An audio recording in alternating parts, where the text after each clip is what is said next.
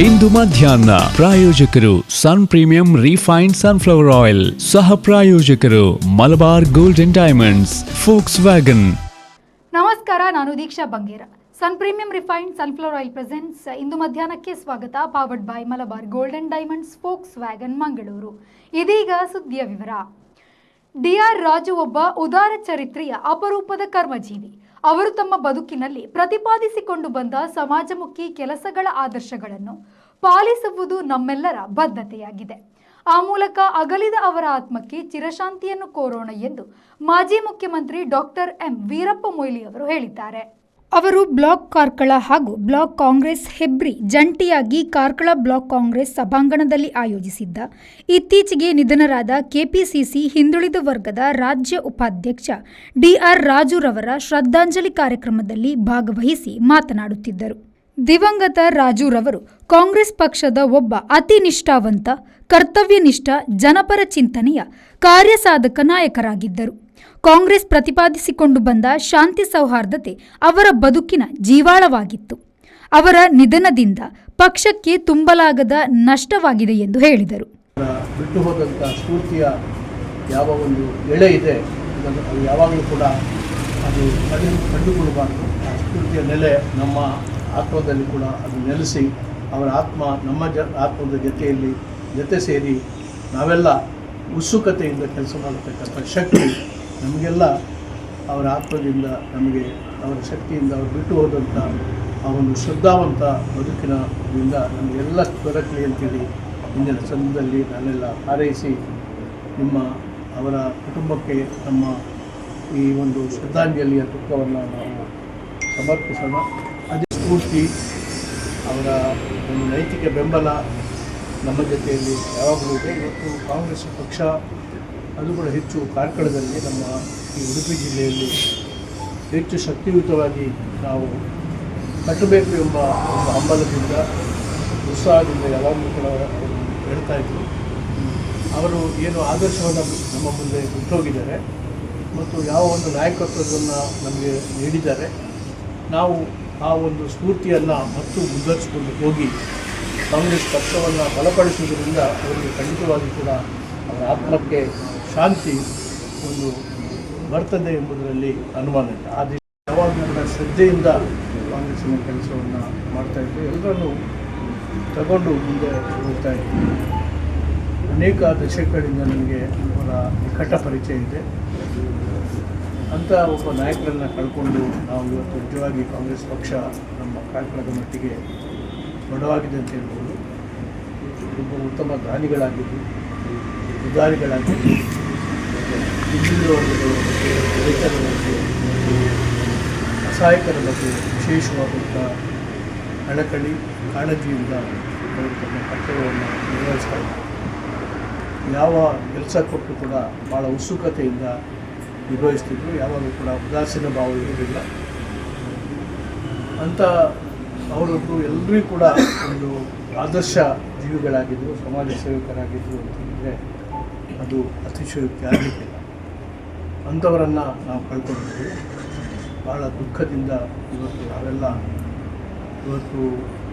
ಒಂದು ರೀತಿಯಲ್ಲಿ ಅಸಹಾಯಕ ಭಾವದಿಂದ ಇದ್ದೇವೆ ಅಂತ ಹೇಳಿದ್ರು ಕೂಡ ಅದು ಅತಿಶಯೋಕ್ತಿ ಆಗಲಿಕ್ಕಿಲ್ಲ. ಕಾಂಗ್ರೆಸ್ ಹಿರಿಯ ನಾಯಕ ಉದಯ್ ಶೆಟ್ಟಿ ಮಾತನಾಡಿ, ದಿವಂಗತ ರಾಜುರವರು ಸಮಾಜದ ಸರ್ವಾಂಗೀಣ ಚಿಂತನೆ ಉಳ್ಳವರು, ಸಮಾಜದ ಸರ್ವ ವ್ಯಕ್ತಿಗಳನ್ನು ಹೊಂದಿಕೊಂಡ ಜೀವನ ಸಾಧನೆ ಮಾಡಿದವರು. ಕೊರೋನಾ ಕಷ್ಟಕಾಲದ ಸಂದರ್ಭದಲ್ಲಿ ಅವರು ಮಾಡಿದ ಜನಸೇವೆ ಅವಿಸ್ಮರಣೀಯ.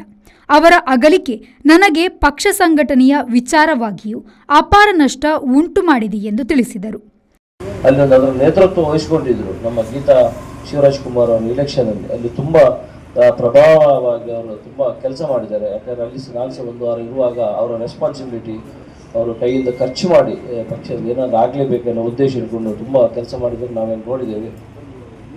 ಖಂಡಿತ ರಾಜಣ್ಣನವರ ಸಾವು ನಮಗೆಲ್ಲರಿಗೂ ತುಂಬ ನೋವು ತಂದಿದೆ. ಅವತ್ತನ್ನು ಈಗಾಗಲೇ ನಮ್ಮ ನಾಯಕರು ಹೇಳಿದಾಗೆ ಅವರು ಏನೊಂದು ಆದರ್ಶ ನಮಗೆ ಬಿಟ್ಟು ಹೋಗಿದ್ದಾರೆ, ಅವರನ್ನು ಮುಂದಿನ ದಿನದಲ್ಲಿ ಅಳವಡಿಸಿಕೊಂಡು ಹೇಳಿದ ನೆನಪು ನನಗಿದೆ. ಆದರೂ ಇಂಥವರೆಲ್ಲ ಕಳ್ಕೊಂಡಾಗ ಕೇವಲ ಅವರ ಮನೆಗಲ್ಲ, ಇಡೀ ಸಮಾಜಕ್ಕೆ ಅದು ತುಂಬಲಾಗದ ಒಂದು ನಷ್ಟ.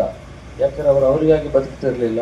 ಯಾರಾದರೂ ಕಾರ್ಯಕ್ರಮದಲ್ಲಿ ನನಗೆ ಇತ್ತೀಚಿನ ದಿನದಲ್ಲಿ ಗೊತ್ತಿದ್ದರೆ ಯಾರೇ ಹೋದರೂ ಅವರನ್ನು ಜಾತಿ ಮತ ಪಂಥ ಯಾವುದು ನೋಡದೆ ಅವರಿಗೆ ಮದುವೆಗಿರ್ಬೋದು, ಮಕ್ಕಳಿಗೆ ಓದಲಿಕ್ಕಿರ್ಬೋದು ಅಥವಾ ಹಾಸ್ಪಿಟ್ಲರ್ ಇರ್ಬೋದು, ಅವರೆಲ್ಲರಿಗೂ ಸಹಾಯ ಮಾಡ್ತಿದ್ದ ದೊಡ್ಡ ಹೆಸರು ಯಾವುದು ಕೇಳಿದರೆ ಡಿ.ಆರ್. ರಾಜಣ್ಣ ಅಂತ ನಾನು ಖಂಡಿತ ತುಂಬ ಯಾಕಂದರೆ ಅವರು ಕೇವಲ ರಾಜಕೀಯವಾಗಿ ಮಾತ್ರ ಅಲ್ಲ, ನಾವು ಕೆಲಸದಲ್ಲಿ ಒಂದೇ ಪ್ರೊಫೆಷನಲ್ಲಿ ಮಾಡ್ತಿದ್ದೆವು. ಅವರು ಸಹ ಒಬ್ಬರು ರಾಜ್ಯ ಗುತ್ತಿಗೆದಾರರಾಗಿದ್ದರು, ನಾನು ಸಹ ಅದೇ ಪ್ರೊಫೆಷನಲ್ಲಿ ಇರುವವರು.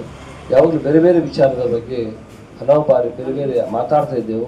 ಆ ದಿವಸ ಸಹ ಮಧ್ಯಾಹ್ನ ಹೇಳಿದರು, ಉದಯಣ್ಣ ಬೇಲೆ ಮಸ್ತೆ ಕಮ್ಮಿಂಡು ಮಾರ ಊರಲ್ಲಿತ್ತು ಕೆಲಸ ಮಾಡ್ಕೊಂಡು. ಅಂದರೆ ಆ ಹುರುಪು ಅವರು 66 ವರ್ಷದಲ್ಲಿಯೂ ಆ ಜೀವನೋತ್ಸವ ನಾನೇನಾದರೂ ಮಾಡಬೇಕು ಸಾಧಿಸಬೇಕು ಎನ್ನುವ ತುಂಬ ಹಂಬಲ ಅವರ ಹತ್ರ ಇತ್ತು. ಎಲ್ಲ ಉಡುಪಿ ಜಿಲ್ಲಾ ಕಾಂಗ್ರೆಸ್ ಅಧ್ಯಕ್ಷ ಅಶೋಕ್ ಕುಮಾರ್ ಕೊಡವೂರು, ಮುದ್ರಾಡಿ ಮಂಜುನಾಥ ಪೂಜಾರಿ, ಕೆಪಿಸಿಸಿ ಸದಸ್ಯ ನೀರೇ ಕೃಷ್ಣಶೆಟ್ಟಿ, ಹಿರಿಯ ನ್ಯಾಯವಾದಿ ಶೇಖರ ಮಡಿವಾಳ, ಜಿಲ್ಲಾ ಕಾಂಗ್ರೆಸ್ ವಕ್ತಾರ ಬಿಪಿನ ಚಂದ್ರಪಾಲ್ ನಕ್ರೆ ನುಡಿನಮನ ಸಲ್ಲಿಸಿ ಮೃತರ ಗುಣಗಾನಗೈದರು. ಕಾರ್ಕಳ ಮತ್ತು ಹೆಬ್ರಿ ಬ್ಲಾಕ್ ಅಧ್ಯಕ್ಷರುಗಳಾದ ಶುಭದ್ರಾವ್ ಹಾಗೂ ಗೋಪಿನಾಥ್ ಭಟ್ ರವರ ನೇತೃತ್ವದಲ್ಲಿ ನಡೆದ ಕಾರ್ಯಕ್ರಮದಲ್ಲಿ ನಿಕಟಪೂರ್ವ ಬ್ಲಾಕ್ ಅಧ್ಯಕ್ಷ ಸದಾಶಿವ ದೇವಾಡಿಗ, ಜಿಲ್ಲಾ ಉಪಾಧ್ಯಕ್ಷ ಸುಧಾಕರ್ ಕೋಟ್ಯಾನ್, ಗ್ಯಾರಂಟಿ ಯೋಜನೆ ಅನುಷ್ಠಾನ ಸಮಿತಿಯ ಅಧ್ಯಕ್ಷ ಅಜಿತ್ ಹೆಗಡೆ, ಶೃಂಗೇರಿ ಬ್ಲಾಕ್ ಕಾಂಗ್ರೆಸ್ ಅಧ್ಯಕ್ಷ ನಾಗರಾಜ್, ಬ್ಲಾಕ್ ಸಮಿತಿಯ ಪದಾಧಿಕಾರಿಗಳು, ವಿವಿಧ ಘಟಕಗಳ ಅಧ್ಯಕ್ಷರುಗಳು, ಗ್ರಾಮೀಣ ಸಮಿತಿಯ ಅಧ್ಯಕ್ಷರುಗಳು, ಚುನಾಯಿತ ಜನಪ್ರತಿನಿಧಿಗಳು ಉಪಸ್ಥಿತರಿದ್ದರು.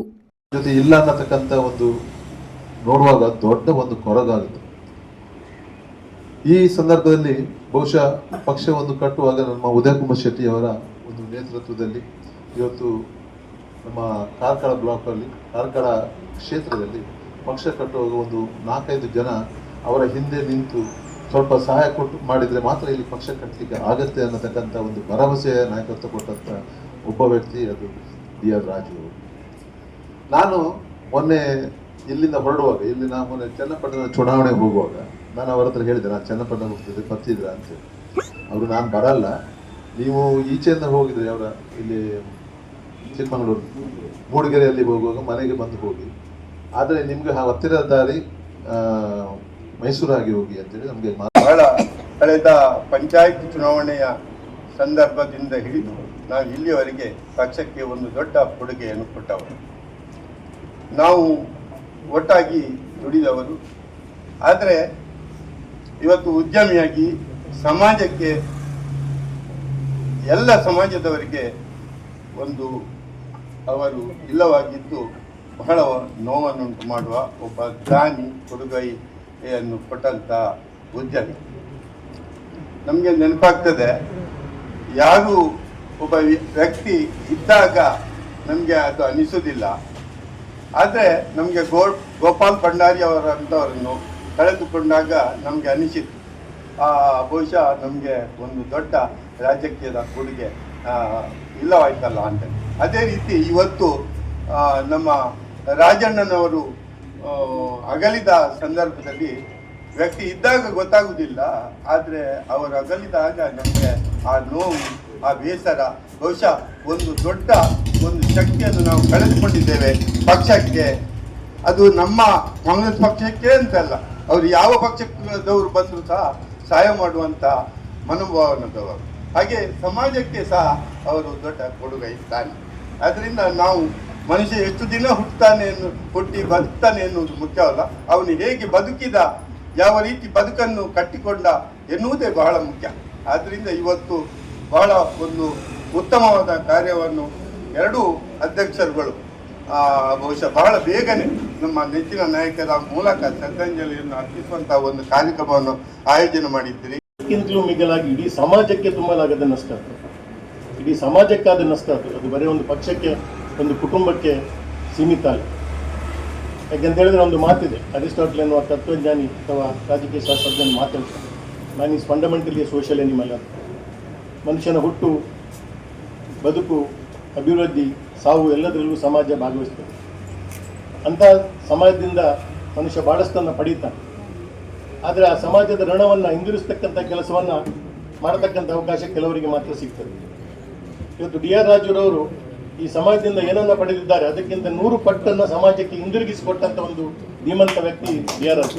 ಮಾನ್ಯ ಡಿ.ಆರ್. ರಾಜು ತೀರ್ಪು ಹೋದಾರನೇ ಇಲ್ಲ ಪೋನಾಗ ಬಂಡಾರನೊಟ್ಟು ಆರ್ನ ನೆನಪುಲ ಎಂಕಲೆ ಮರುಕಳಿಸ ಹೊಂದಿತ್ತು ಏಪಂಡ ಒಂದು ಮನಸ್ಸು ಬಿಡುತ್ತು ರಾಜಕೀಯ ಮಲ್ದಿನ ಇತ್ತು ಆರ್ಲ ಒಂದು ವ್ಯಕ್ತಿ ಯಾನ್ ಅರ್ನೊಟ್ಟು 34 ಪಂಚಾಯತಿ ಪೋಯ ಪ್ರತಿ ಪಂಚಾಯತಿ ಇಡ್ಲ ಮೊಯ್ಲೇರ್ನ ಪುದರ್ಲ ಬಂಗಾರಪ್ಪರ್ನ ಪುದರ್ಲ ಆರ್ ಬಂತೇರು ಬಂಡಾರನ ಪುದರ್ಲ ಉಲ್ಲೇಖ ಮಂದಿರು ಅವು ಭಾರಿ ಮಲ್ಲ ವಿಷಯ ತೇಪಂಡ ಒರಿಯಡ ಕಾಸು ತುಯ್ನೇಟ್ ಮಾತಾ ಗುತ್ತಿಗೆದಾರರ ಹಿಡಿದಲ್ಲ ಆರು ಸುರುತ ನಂಬರ್ ಬರ್ತೇನೆ 85-86ನೇ ಕುದುರೆಮುಖ ಪ್ರಾಜೆಕ್ಟ್ ಸ್ಟಾರ್ಟ್ ಆಯ್ನ ಹಿಡಿದಿಂಚಿ ಆರು ತುಂಡು ಕಾಂಟ್ರಾಕ್ಟ್ ಮಲ್ಪರ ಶುರು ಮಲ್ದೇರು ಲ್ಯಾಂಡ್ ಆರ್ಮಿದ ಕಾಸು ಭಾರಿ ಬೇಗ ತುತ್ತೇರ ಅಡ್ಬಕ್ಕ ಮಸ್ತ್ ವ್ಯವಹಾರಲ್ಲ ಮಲ್ದೇರು ರಾಜಕೀಯಲ ಮಸ್ತ್ ಜನ ಸ್ನೇಹದಿ ಹೊಂದೇರು ಎಡ್ಡೆ ರಾಜಕೀಯ ಪ್ರಜ್ಞೆ ಉಂಡಾರನ ಪಾತೆರಡು ಓಲ್ಲ ಒಂಜಿ ತತ್ತದ ಪಾತೆರನೆ ಅನ್ ಕೇಂದ್ರಿಜ 34 ಪಂಚಾಯತ್ ಇಲ್ಲ ಹುಷಾರ್ ಭವಿಷ್ಯಡು ಎನ್ನ ಕಾಸು ದಾದಾಂಡಲು ಉಪಯೋಗ ಆವಡು ಪಂಡೊಂದು ಎನ್ನೊಂದು ಇತ್ತೀರ. Khaleel V4 news Karkala. ಕಾಂತಾರ ಚಿತ್ರದ ಜೂನಿಯರ್ ಕಲಾವಿದರನ್ನು ಕರೆದೊಯ್ಯುತ್ತಿದ್ದ ಮಿನಿ ಬಸ್ ಪಲ್ಟಿಯಾದ ಪರಿಣಾಮ ಹಲವು ಮಂದಿ ಗಾಯಗೊಂಡ ಘಟನೆಯು ಕೊಲ್ಲೂರು ಸಮೀಪದ ಜಟ್ಕಳ್ ಎಂಬಲ್ಲಿ ರಾತ್ರಿ ವೇಳೆ ನಡೆದಿದೆ. ಮುದೂರಿನಲ್ಲಿ ಕಾಂತಾರ ಚಾಪ್ಟರ್ 1 ಚಿತ್ರದ ಶೂಟಿಂಗ್ ಮುಗಿಸಿ 20 ಜೂನಿಯರ್ ಕಲಾವಿದರನ್ನು ಕೊಲ್ಲೂರಿಗೆ ಕರೆದೊಯ್ಯುತ್ತಿದ್ದ ಬಸ್ ಪಲ್ಟಿಯಾಯಿತೆನ್ನಲಾಗಿದೆ. ಇದರಿಂದ 20 ಮಂದಿ ತೀವ್ರವಾಗಿ ಗಾಯಗೊಂಡಿದ್ದಾರೆ. ಇವರೆಲ್ಲ ಜಟ್ಕಲ್ ಮತ್ತು ಕುಂದಾಪುರ ಆಸ್ಪತ್ರೆಯಲ್ಲಿ ಚಿಕಿತ್ಸೆ ಪಡೆಯುತ್ತಿದ್ದಾರೆ ಎಂದು ತಿಳಿದು ಬಂದಿದೆ. ಸ್ಥಳಕ್ಕೆ ಕೊಲ್ಲೂರು ಪೊಲೀಸರು ಆಗಮಿಸಿ ಪರಿಶೀಲನೆ ನಡೆಸಿದ್ದಾರೆ. Sreejith V4 news Udupi. ಇತ್ತೀಚೆಗೆ ಮುರುಡೇಶ್ವರದಲ್ಲಿ ನಡೆದ ವಿಶ್ವ ಮೀನುಗಾರಿಕಾ ದಿನಾಚರಣೆ ಕಾರ್ಯಕ್ರಮದಲ್ಲಿ ಮಂಗಳೂರಿನ ಖ್ಯಾತ ಮೀನುಗಾರಿಕಾ ಉದ್ಯಮಿ ಹಾಜಿ UKB ಇಬ್ರಾಹಿಂ ಅವರಿಗೆ ಅತ್ಯುತ್ತಮ ಮೀನುಗಾರಿಕಾ ಪ್ರಶಸ್ತಿ ನೀಡಿ ಗೌರವಿಸಲಾಯಿತು. ಉತ್ತರ ಕನ್ನಡ ಜಿಲ್ಲೆಯ ಮುರುಡೇಶ್ವರದಲ್ಲಿ ವಿಶ್ವ ಮೀನುಗಾರಿಕಾ ದಿನಾಚರಣೆ ಅಂಗವಾಗಿ ಮತ್ಸ್ಯಮೇಳ ಕಾರ್ಯಕ್ರಮ ನಡೆದಿತ್ತು. ಈ ಕಾರ್ಯಕ್ರಮದಲ್ಲಿ ಮಂಗಳೂರಿನ ಖ್ಯಾತ ಮೀನುಗಾರಿಕಾ ಉದ್ಯಮಿ ಹಾಜಿ UKB ಇಬ್ರಾಹಿಂ ಅವರಿಗೆ ಉಪಮುಖ್ಯಮಂತ್ರಿ DK ಶಿವಕುಮಾರ್ ಅತ್ಯುತ್ತಮ ಮೀನುಗಾರಿಕಾ ಪ್ರಶಸ್ತಿ ನೀಡಿ ಗೌರವಿಸಿದರು. ಮೀನುಗಾರಿಕಾ ಉದ್ಯಮ ಕ್ಷೇತ್ರದಲ್ಲಿನ ಅವರ ಅನನ್ಯ ಸಾಧನೆಗೆ ಈ ಪ್ರಶಸ್ತಿಯನ್ನು ನೀಡಲಾಗಿದೆ. ಈ ಸಂದರ್ಭದಲ್ಲಿ ಮೀನುಗಾರಿಕಾ ಸಚಿವ ಮಾಂಕಾಳ ವೈದ್ಯ, ಖ್ಯಾತ ಉದ್ಯಮಿ HMF ಕಂಪನಿಯ ಹಾಜಿ ಮುಸ್ತಾಕ್, ಉದ್ಯಮಿ ಹಾಜಿ PP ಮಜೀದ್ ಉಪಸ್ಥಿತರಿದ್ದರು. ಹಾಜಿ ಇಬ್ರಾಹಿಂ ಅವರನ್ನು ಮೆಹ್ಫಿಲೆ ಶಮಾವತಿಯಿಂದ ಅಭಿನಂದಿಸಲಾಯಿತು. ಮಂಗಳೂರು ಉತ್ತರ ಕನ್ನಡ ಜಿಲ್ಲೆಯ ಇತ್ತೀಚೆಗೆ ಮುರುಡೇಶ್ವರದಲ್ಲಿ ಗುರುವಾರ ನಡೆದ ವಿಶ್ವ ಮೀನುಗಾರಿಕಾ ದಿನಾಚರಣೆ ಸಂದರ್ಭದಲ್ಲಿ ರಾಜ್ಯ ಸರ್ಕಾರ ಮೀನುಗಾರಿಕೆ ಇಲಾಖೆ ವತಿಯಿಂದ ನೀಡಲ್ಪಟ್ಟಂತಹ ಕರಾವಳಿ ವಲಯದ ಅತ್ಯುತ್ತಮ ಮೀನುಗಾರಿಕೆಯ ಖ್ಯಾತ ಉದ್ಯಮಿ ಪ್ರಶಸ್ತಿಯನ್ನು ಮಂಗಳೂರಿನ ಹಾಜಿ SM ಇಬ್ರಾಹಿಂ UKB ಅವರಿಗೆ ಉಪಮುಖ್ಯಮಂತ್ರಿ DK ಶಿವಕುಮಾರ್ ಅವರು ಪ್ರದಾನ ಮಾಡಿದರು. ಮೀನುಗಾರಿಕಾ ಸಚಿವರಾದ ಮಾಕಾಲ ವೈದ್ಯಗಳ ಉಪಸ್ಥಿತಿಯಲ್ಲಿ ಈ ಕಾರ್ಯಕ್ರಮವನ್ನು ನೆರವೇರಿಸಿದರು. ಖ್ಯಾತ ಉದ್ಯಮಿ ಅಬ್ದುಲ್ ಮಜೀದ್ ಹಾಜಿ PP ಅವರು ಮತ್ತು HMF ಕಂಪನಿಯ ಹಾಜಿ ಮುಸ್ತಾಕ್ ಅಹಮದ್ ಅವರು ಮತ್ತು ಕುದ್ರೋಲಿಯ ಕುದ್ರೋಲಿ ಯಾಸೀನ್ ಅವರು ಉಪಸ್ಥಿತಿದ್ದರು. ಮೆಹಫಿಲೆ ಗ್ರೂಪ್ನವರು ಅವರಿಗೆ ಶುಭ ಹಾರೈಸಿದರು. Bureau report V4 news Murudeshwar. ಭಜನಾ ಪರಿಷತ್ ಪುತ್ತೂರು ಹಾಗೂ ಪುತ್ತೂರಿನ ವಿವಿಧ ಹಿಂದೂ ಸಂಘಟನೆಗಳ ಮತ್ತು ಭಜಕರ ಸಹಕಾರದಲ್ಲಿ ಬೃಹತ್ ಭಜಕರ ಸಮಾವೇಶ ಪುತ್ತೂರು ಶ್ರೀ ಮಹಾಲಿಂಗೇಶ್ವರ ದೇವಸ್ಥಾನದ ನಟರಾಜ ವೇದಿಕೆಯಲ್ಲಿ ನಡೆಯಿತು. ಸಮಾವೇಶದ ಮೊದಲು ನಗರದ ದರ್ಬೆ ವೃತ್ತದಿಂದ ಭಜನಾ ಸಂಕೀರ್ತನೆಯ ಕುಣಿತದ ಮೂಲಕ ಮೆರವಣಿಗೆ ನಡೆಯಿತು. ಸಾವಿರಾರು ಮಂದಿ ಭಜಕರು ಮೆರವಣಿಗೆಯಲ್ಲಿ ಪಾಲ್ಗೊಂಡರು.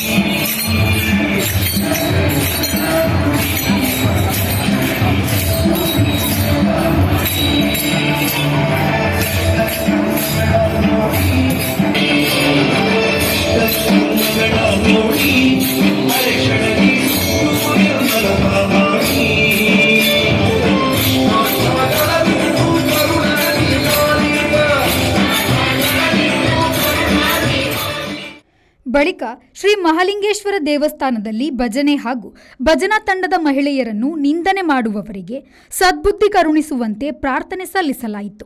ಈ ಸಂದರ್ಭದಲ್ಲಿ ನೂರಾರು ಮಂದಿ ಭಜಕರ ಸಹಿ ಸಂಗ್ರಹಿಸಲಾಯಿತು. ಸಂಗ್ರಹವಾದ ಸಹಿಯ ಪ್ರತಿಯನ್ನು ನವೆಂಬರ್ 25ರಂದು ಪುತ್ತೂರು ತಹಶೀಲ್ದಾರರ ಮೂಲಕ ರಾಜ್ಯಪಾಲರಿಗೆ ಸಲ್ಲಿಸಿ ಭಜನೆಯ ಕುರಿತು ನಿಂದನೆ ಮಾಡುವವರ ಕುರಿತು ಸೂಕ್ತ ಕಾನೂನು ಕ್ರಮ ಕೈಗೊಳ್ಳುವಂತೆ ಆಗ್ರಹಿಸಲಾಗುವುದು ಎಂದು ಈ ಸಂದರ್ಭದಲ್ಲಿ ತಿಳಿಸಲಾಯಿತು. ಉಜಿರೆ ಎಸ್ಡಿಎಂ ಕಾಲೇಜಿನ ಪ್ರಾಧ್ಯಾಪಕಿ ಹರಿಣಿ ಪುತ್ತೂರಾಯ ಉಪನ್ಯಾಸ ನೀಡಿ ಭಜನೆ ನಮ್ಮ ನೆಲದ ಸಾಂಸ್ಕೃತಿಕ ಆಧ್ಯಾತ್ಮಿಕ ನಂಬಿಕೆಯ ಗುರುತು. ಭಜನೆ ಹಾಗೂ ಅದರ ಸೇವೆಯಲ್ಲಿ ತೊಡಗಿಸಿಕೊಂಡಿರುವ ತಾಯಂದಿರ ಕುರಿತು ಅವಮಾನಿಸುವವರಿಗೆ ವಿವೇಚನೆಯಿಂದ ವರ್ತಿಸುವ ಬುದ್ಧಿಯನ್ನು ಆ ದೇವರೇ ನೀಡುತ್ತಾರೆ ಎಂದರು. ನಾವೆಲ್ಲರೂ ಕೇಳಿದ್ದೇವೆ, ಓದಿದ್ದೇವೆ. ಭಜನೆ ಮಾಡುವಂತ, ಭಜನಾ ಸೇವೆಯಲ್ಲಿ ಪಾಲ್ಗೊಳ್ಳುವಂತ ಭಜಕರ ವಿರುದ್ಧ ನಿಂದನೆಯ ಮಾತುಗಳು, ನಿಂದನೆಯ ಬರಹಗಳು ಸಾಮಾಜಿಕ ಜಾಲತಾಣದಲ್ಲಿ ನಿಂದನೆಯ ಮಾತುಗಳನ್ನು, ನಿಂದನೆಯ ಬರಹಗಳನ್ನು ನಾವು ಕೇಳಿದ್ದೇವೆ, ಆಲಿಸಿದ್ದೇವೆ. ಇದು ಇವತ್ತಿದು ಹೊಸತಲ್ಲ. 2-3 ವರ್ಷಗಳ ಹಿಂದೆ ಕೂಡ, ಬಹುಶಃ 2022ರಲ್ಲಿ ಇರಬಹುದು, ಇದೇ ವ್ಯಕ್ತಿ ಭಜಕರ ವಿರುದ್ಧ ನಿಂದನೆಯ ಮಾತುಗಳನ್ನು ಸಾಮಾಜಿಕ ಜಾಲತಾಣದಲ್ಲಿ ಆಡಿದಾಗ ಒಂದಷ್ಟು ಪ್ರತಿಭಟನೆಗಳಾಯಿತು. ಅಲ್ಲಿಗೆ ಮತ್ತೆಲ್ಲರಿಗೂ ಮರ್ತು ಹೋಯಿತು. ಆದ್ರೆ ಇದು ಮತ್ತೆ ಮತ್ತೆ ಮರುಕಳಿಸ್ತಾ ಇದೆ. ಮೊನ್ನೆಯಷ್ಟೇ ಮಹಿಳಾ ಭಜಕರ ವಿರುದ್ಧ ಒಂದು ಜಾತಿಯನ್ನು ಗುರಿ ಇಟ್ಟುಕೊಂಡು ಕೀಳು ಮಟ್ಟದ ಮಾತುಗಳನ್ನಾಡಿದ್ದನ್ನು ನಾವೆಲ್ಲ ಆಲಿಸಿದ್ದೇವೆ. ನಮ್ಮ ಹಿಂದೂ ಸಮಾಜದ ವ್ಯಕ್ತಿಗಳೇ ಹಿಂದೂ ಸಮಾಜದ ಒಂದು ವ್ಯವಸ್ಥೆ ಏನಿದೆಯೋ ಅದನ್ನು ದುರ್ಬಲಗೊಳಿಸಲಿಕ್ಕೆ ಪ್ರಯತ್ನ ಮಾಡುತ್ತಿರುವಂತದ್ದು ಖಂಡಿತ ಸತ್ಯ. ಇದು ಯಾಕೆ ಮತ್ತೆ ಮತ್ತೆ ಮರುಕಳಿಸ್ತಾ ಇದೆ ಅಂತ ಹೇಳಿದ್ರೆ, ನಾವು 1-2 ಸಲ ಇದರ ಬಗ್ಗೆ ಪ್ರತಿರೋಧವನ್ನು ತೋರಿಸ್ತೇವೆ. ಯಾರೋ ಒಂದಿಬ್ರು ಪ್ರತಿಭಟನೆಯ ಮಾತುಗಳನ್ನು ಆಡ್ತಾರೆ, ಮತ್ತೆ ನಾವೆಲ್ಲರೂ ಕೂಡ ಮೈ ಮರೆತು ಬಿಡ್ತೇವೆ. ಈ ಬಾರಿ ನಾವು ನೆನಪಿಟ್ಟುಕೊಳ್ಳಬೇಕು, ಇದು ಕೇವಲ ಯಾರನ್ನೋ ಉದ್ದೇಶಿಸಿ, ಕೇವಲ ಭಜಕರನ್ನು, ಭಜನೆ ಸೇವೆಯಲ್ಲಿ ತೊಡಗಿಸಿಕೊಂಡಂತ ಮಹಿಳೆಯರನ್ನು ಉದ್ದೇಶಿಸಿ ಮಾತನಾಡಿದ್ರು ಕೂಡ ಅದು ಕೇವಲ ಅವರಿಗೆ ಮಾತನಾಡಿದ್ದಲ್ಲ. ಇದು ಪ್ರತಿಯೊಬ್ಬರಿಗೂ, ನಮ್ಮ ಸಮಾಜದ ಪ್ರತಿಯೊಬ್ಬರಿಗೂ ಆಡಿದ ನಿಂದನೆಯ ಮಾತುಗಳು. ಹಾಗಾಗಿ ನಾವು ಪ್ರತಿಯೊಬ್ಬರು ಕೂಡ ಇದಕ್ಕೆ ವಿರೋಧವನ್ನು ವ್ಯಕ್ತಪಡಿಸ್ತಾ ಇದ್ದೇವೆ. ಪ್ರತಿಯೊಬ್ಬರು ಕೂಡ ಇಂಥ ನಿಂದನೆಯ ಮಾತುಗಳನ್ನು ಪ್ರತಿಭಟಿಸ್ತಾ ಇದ್ದೇವೆ. ಆ ಉದ್ದೇಶಕ್ಕಾಗಿಯೇ ಇವತ್ತು ನಾವು ಇಲ್ಲಿ ಸೇರಿರುವಂತದ್ದು. ಇಲ್ಲಿ ನಾನು ಮಾತಾಡುವುದು ನಾನೊಬ್ಬಳೇ ಆಗಿದ್ರು ಕೂಡ ಇದು ನಾನು ಭಾವಿಸಿಕೊಂಡಿದ್ದೇನೆ ನಮ್ಮ ಹಿಂದೂ ಸಮಾಜದ ಎಲ್ಲರ ಧ್ವನಿ ಅಂತ. ನಮಗೆ ಎಲ್ರಿಗೂ ಕೂಡ ಇದರ ಬಗ್ಗೆ ಆಕ್ರೋಶ ಇದೆ, ನಮಗೆ ಎಲ್ರಿಗೂ ಕೂಡ ಇದರ ಬಗ್ಗೆ ನೋವಿದೆ. ನಾವೆಲ್ಲರೂ ಕೂಡ ಇದನ್ನು ಒಕ್ಕೊಲರಿನಿಂದ ಪ್ರತಿಭಟಿಸ್ತೇವೆ. ಇದು ಮುಂದಕ್ಕೆ ಮತ್ತೆ ಮರುಕಳಿಸಬಾರದು. ನಮ್ಮ ಸಮಾಜದ ವ್ಯಕ್ತಿಗಳೇ ಮೂಢರಾಗಿ ಈ ರೀತಿಯಾಗಿ ಹೇಳಿಕೆ ಕೊಡುವಂಥದ್ದು, ಮಾತುಗಳನ್ನಾಡುವಂಥದ್ದು, ಸಾಮಾಜಿಕ ಜಾಲತಾಣಗಳಲ್ಲಿ ಬರೆಯುವಂಥದ್ದು ಇನ್ನು ಮುಂದಕ್ಕೆ ನಡೆಯಬಾರದು. ಯಾರು ಈ ರೀತಿ ಮತ್ತೆ ಮತ್ತೆ ಅದನ್ನು ಪುನರಾವರ್ತನೆ ಮಾಡುತ್ತಾರಾ, ಅದರ ಅರ್ಥ ಇದು ಉದ್ದೇಶವನ್ನು ಇಟ್ಟುಕೊಂಡು ಮಾಡುವಂತ ಹೀನಾಯವಾದಂತ ಕೆಲಸ.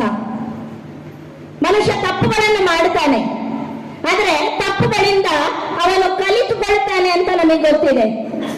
ಆದ್ರೆ ತಪ್ಪುಗಳಿಂದ ಕಲಿತುಕೊಳ್ಳದೆ ಮತ್ತೆ ಮತ್ತೆ ಅದೇ ತಪ್ಪನ್ನು ಮಾಡುವುದರ ಅರ್ಥ ಏನಂತ ಹೇಳಿದ್ರೆ, ಅದು ಉದ್ದೇಶಪೂರ್ವಕವಾಗಿಯೇ ಮಾಡುವಂಥದ್ದು, ಗೊತ್ತಿಲ್ಲದೆ ಮಾಡುವಂಥದ್ದಲ್ಲ. ಮನಸ್ಸಿನಲ್ಲಿ ಸಾವಿರಾರು ಭಾವನೆಗಳು ಬರ್ಬೋದು, ಆಲೋಚನೆಗಳು ಬರ್ಬೋದು, ಎಲ್ಲವೂ ಬರ್ಬೋದು. ವ್ಯಕ್ತಿಗೆ ತನ್ನ ಆಲೋಚನೆ ಭಾವನೆಗಳನ್ನೆಲ್ಲವನ್ನು ಹೇಳಿಕೊಳ್ಳಲಿಕ್ಕೆ ನಾವು ಹೇಳ್ತೇವೆ ಮುಕ್ತ ಸ್ವಾತಂತ್ರ್ಯವಿದೆ, ಎಲ್ಲ ಇದೆ ಅಂತ. ಆದ್ರೆ ಒಂದು ವ್ಯವಸ್ಥೆಯ ಅಡಿಯಲ್ಲಿ ನಾವೆಲ್ಲರೂ ಕೂಡ ಬದುಕುತ್ತಾ ಇರುವಂತವರು. ಆ ಒಂದು ಸಾಮಾಜಿಕ ವ್ಯವಸ್ಥೆಯನ್ನೇ ದುರ್ಬಲಗೊಳಿಸುವಂತ ಕೆಲಸಕ್ಕೆ ಯಾರಾದರೂ ಕೈ ಹಾಕಿದ್ರೆ ಅಂತವರಿಗೆ ಕಾನೂನು ಅತ್ಯಂತ ಕಠಿಣವಾದಂತಹ ಶಿಕ್ಷೆಯನ್ನು ನೀಡಬೇಕು. ಅವರು ಮತ್ತೆ ಅದೇ ತಪ್ಪನ್ನು ಮಾಡದ ಹಾಗೆ ಈ ಒಂದು ಸಾಮಾಜಿಕ ವ್ಯವಸ್ಥೆ ಏನಿದೆಯಾ ಅದನ್ನು ದುರ್ಬಲಗೊಳಿಸದ ರೀತಿಯಲ್ಲಿ ಅವರಿಗೆ ಶಿಕ್ಷೆಯನ್ನು ನೀಡಿದ್ರೆ ಮುಂದೆ ಯಾರಾದರೂ ಆ ತಪ್ಪುಗಳನ್ನು ಮಾಡಲಿಕ್ಕೆ ಹೊರಟಾಗ ಅದು ಅವರಿಗೆ ಪಾಠ ಆಗ್ತದೆ.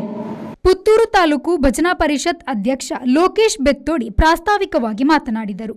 ವೇದಿಕೆಯಲ್ಲಿ ಪುತ್ತೂರು ತಾಲೂಕು ಭಜನಾ ಪರಿಷತ್ ಕಾರ್ಯಾಧ್ಯಕ್ಷ ಧನ್ಯಕುಮಾರ್ ಬೆಳೆಯೂರು, ಭಜನಾ ಪರಿಷತ್ ಸಮನ್ವಯಕಾರ ಸಂತೋಷ್ ಕುಮಾರ್, ವಿಶ್ವ ಹಿಂದೂ ಪರಿಷತ್ ಪುತ್ತೂರು ಜಿಲ್ಲಾಧ್ಯಕ್ಷ ಕೃಷ್ಣ ಪ್ರಸನ್ನ, ಕಾರ್ಯದರ್ಶಿ ಗೋಪಾಲ್ ಕೃಷ್ಣ ಎಂ, ಭಜನಾ ಪರಿಷತ್ ರಾಜ್ಯಾಧ್ಯಕ್ಷ ಚಂದ್ರಶೇಖರ್ ಸಾಲ್ಯಾನ್, ರಾಜೇಶ್ ಬನ್ನೂರು ಉಪಸ್ಥಿತರಿದ್ದರು. ಅನೀಶ್ ವಿ4 ನ್ಯೂಸ್ ಪುತ್ತೂರು. ಕಳೆದ ರಾತ್ರಿ ಕಾಡಾನೆಗಳು ದಾಳಿ ನಡೆಸಿ ಅಡಿಕೆ ಗಿಡ ನಾಶಗೊಳಿಸಿರುವ ಘಟನೆಯು ಕಡಬ ತಾಲೂಕಿನ ಶಿರಾಡಿ ಗ್ರಾಮದಲ್ಲಿ ನಡೆದಿದೆ.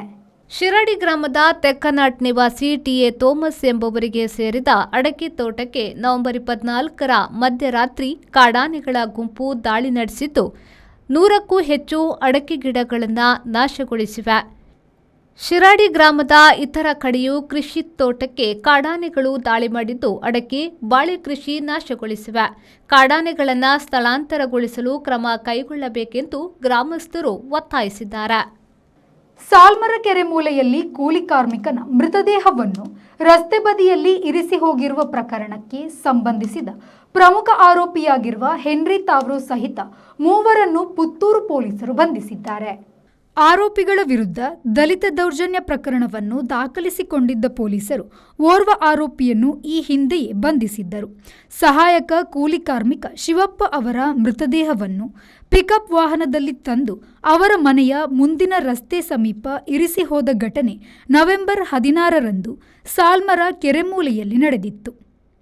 ಈ ಹಿನ್ನೆಲೆಯಲ್ಲಿ ಶಿವಪ್ಪ ಅವರು ಕೆಲಸ ಮಾಡುತ್ತಿದ್ದ ಸಂಸ್ಥೆಯ ಮಾಲಕ ಹೆನ್ರಿ ತಾವ್ರೋ ಅವರ ಸಹಿತ 3 ವಿರುದ್ಧ ದಲಿತ ದೌರ್ಜನ್ಯ ಪ್ರಕರಣ ದಾಖಲಾಗಿತ್ತು. ತನಿಖೆ ನಡೆಸಿದ ಪೊಲೀಸರು ಸ್ಪ್ಯಾನಿ ಮೇಸ್ತ್ರಿ ಎಂಬವರನ್ನು ಆರಂಭದಲ್ಲಿ ಬಂಧಿಸಿದ್ದರು. ಈ ನಡುವೆ ಪ್ರಕರಣಕ್ಕೆ ಸಂಬಂಧಿಸಿ ಹೆನ್ರಿ ತಾವೋ ಅವರು ಪುತ್ರನ ವಿರುದ್ಧವೂ ಆದಿ ದ್ರಾವಿಡ ಸಂಘಟನೆ ಪೊಲೀಸರಿಗೆ ದೂರು ನೀಡಿತ್ತು. ಪ್ರಕರಣ ದಾಖಲಿಸಿಕೊಂಡಿದ್ದ ಪೊಲೀಸರು ಇದೀಗ ಹೆನ್ರಿ ತಾವ್ರೋ ಅವರ ಪುತ್ರ ಕಿರಣ್ ಮತ್ತು ಸಹಾಯಕ ಪ್ರಕಾಶ್ ಎಂಬವರನ್ನು ಬಂಧಿಸಿದ್ದಾರೆ. ಪ್ರಕರಣದ ಪ್ರಮುಖ ಆರೋಪಿ ಹೆನ್ರಿ ತಾವ್ರೋ ಅವರ ಬಂಧನಕ್ಕೆ ಆಗ್ರಹಿಸಿ ಆದಿ ದ್ರಾವಿಡ ಸಮಾಜ ಸೇವಾ ಸಂಘದ ಆಶ್ರಯದಲ್ಲಿ ನವೆಂಬರ್ 22ರಂದು ಪ್ರತಿಭಟನೆ ನಡೆದಿತ್ತು. ಅನೀಶ್ ವಿ4 ನ್ಯೂಸ್ ಪುತ್ತೂರು. ಮಂಗಳೂರಿನ ಬಂಟ್ಸ್ ಹಾಸ್ಟೆಲ್ನಲ್ಲಿರುವ ಶ್ರೀರಾಮಕೃಷ್ಣ ಶಾಲೆಯ ಪೋಷಣಾ ಕೇಂದ್ರದಲ್ಲಿ ಅತ್ಯಂತ ಉತ್ಸಾಹದಿಂದ ಗ್ರೀನ್ ಡೇಯನ್ನು ಆಚರಿಸಿದರು. ತರಗತಿಗಳನ್ನು ಹಸಿರು ಚಾರ್ಟ್ಗಳಿಂದ ಅಲಂಕರಿಸಲಾಗಿತ್ತು. ಬಲೂನು ಮತ್ತು ಪರಿಸರ ಸ್ನೇಹಿ ಕರಕುಶಲ ವಸ್ತುಗಳು ರೋಮಾಂಚಕ ಮತ್ತು ಆಕರ್ಷಕ ವಾತಾವರಣವನ್ನು ಸೃಷ್ಟಿಸಿತ್ತು.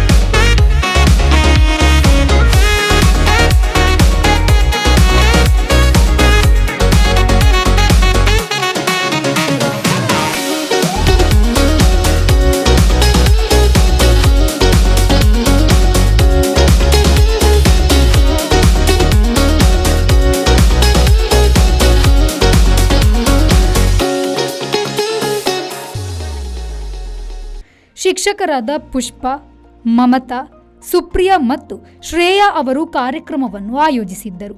ಮಕ್ಕಳು ಹಸಿರು ದಿನಾಚರಣೆಯಲ್ಲಿ ಸಂಭ್ರಮಿಸಿದರು. ಬ್ಯೂರೋ ರಿಪೋರ್ಟ್, ವಿ4 ನ್ಯೂಸ್, ಮಂಗಳೂರು. ನಿರ್ಮಾಣ ಹಂತದ ಸೇತುವೆಯಿಂದ ಕಾರೊಂದು ನದಿಗೆ ಬಿದ್ದ ಪರಿಣಾಮ 3 ಸಾವಿಗೀಡಾದ ಘಟನೆಯು ಉತ್ತರ ಪ್ರದೇಶದ ಫರೀದ್ಪುರದಲ್ಲಿ ನಡೆದಿದೆ. ಕಾರಿನಲ್ಲಿದ್ದ 3 ಗೂಗಲ್ ಮ್ಯಾಪ್ ಬಳಸಿಕೊಂಡು ತೆರಳುತ್ತಿದ್ದರು. ಸೇತುವೆ ಸಂಪೂರ್ಣ ನಿರ್ಮಾಣವಾಗಿರದ ಕಾರಣ ಕಾರು ಮಧ್ಯದಲ್ಲೇ ನದಿಗೆ ಬಿದ್ದಿದೆ ಎಂದು ಪೊಲೀಸರು ತಿಳಿಸಿದರು. ಮೃತರನ್ನು ಫರೂಕಾಬಾದ್ನ ವಿವೇಕ್ ಕುಮಾರ್ ಮತ್ತು ಅಮಿತ್ ಎಂದು ಗುರುತಿಸಲಾಗಿದೆ. ಇನ್ನೊಬ್ಬನ ಗುರುತು ಪತ್ತೆಯಾಗಿಲ್ಲ.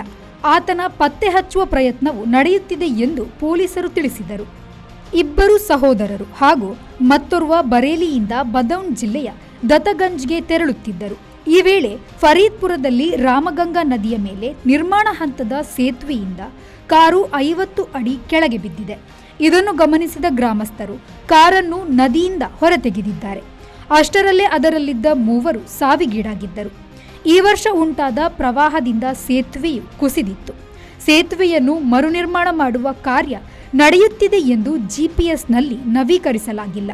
ಇದರಿಂದ ಈ ಬಗ್ಗೆ ಚಾಲಕರಿಗೆ ಅರಿವಿಲ್ಲದಿರುವುದರಿಂದ ಈ ಅವಘಡವು ಸಂಭವಿಸಿದೆ ಎಂದು ಅಧಿಕಾರಿಗಳು ತಿಳಿಸಿದ್ದಾರೆ. ಬ್ಯೂರೋ ರಿಪೋರ್ಟ್, ವಿ4 ನ್ಯೂಸ್, ಲಕ್ನೋ. ಇದು ಈ ಹೊತ್ತಿನ ಪ್ರಮುಖ ಸುದ್ದಿ. ನಿರಂತರ ಸುದ್ದಿ ಮತ್ತು ಮನೋರಂಜನೆಗಾಗಿ ವಿ4 ನ್ಯೂಸ್ನ ಫೇಸ್ಬುಕ್ ಪೇಜ್ನ ಫಾಲೋ ಮಾಡಿ ಹಾಗೂ ಯೂಟ್ಯೂಬ್ ಚಾನೆಲ್ನ ಸಬ್ಸ್ಕ್ರೈಬ್ ಮಾಡಿ.